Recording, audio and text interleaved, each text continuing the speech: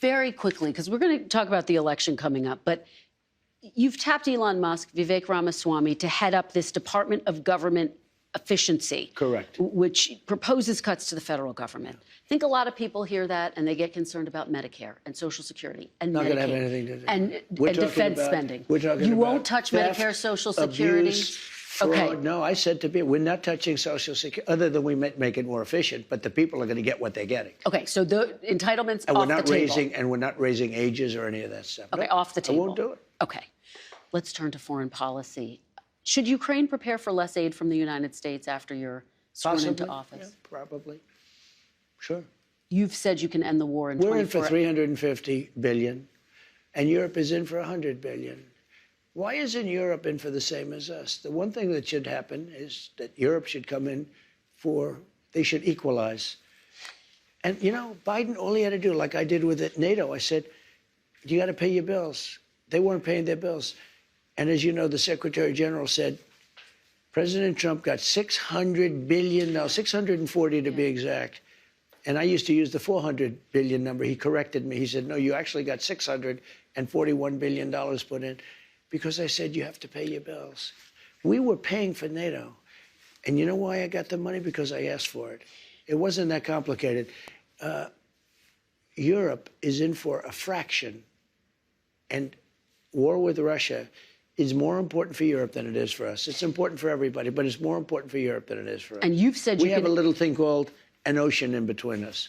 You said you can end the war in 24 hours. You've even said you want to try to end it before you're sworn into office. You're actively trying to? I am. Have you talked to President Putin? No, I have not. You haven't talked to President Putin no, I have since not. you've been elected? No.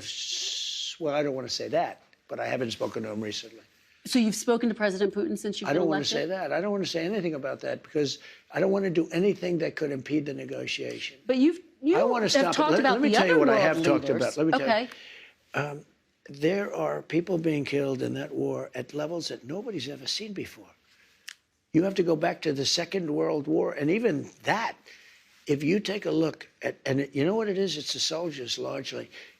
The cities have been emptied out and demolished. The country has been demolished. If I won that election, which you know how I feel about it, I won't get into it because we don't need to start that argument. I think it's an easy argument. It was really proven even more conclusively by the win that I had on this one. But you did go to court, sir. Well, that's your opinion, yeah, but okay. I disagree with it. Had I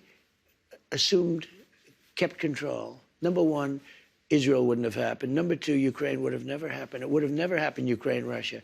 But the number of people that are being killed, soldiers, young, beautiful soldiers, hundreds of thousands of people are being killed. And, you know, it's very interesting. It's level, totally level, the battlefields, totally level. You know what's happening? Yeah. The only thing that stops a bullet, you know what it is a body, a human body. And the people that are being killed, hundreds of thousands on both sides. Russia's lost probably 500,000. Ukraine's lost higher than they say, probably 400,000.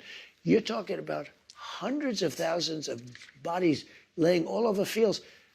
It's the stupidest thing I've ever seen, and it should have never been allowed to happen. Biden should have been able to stop it.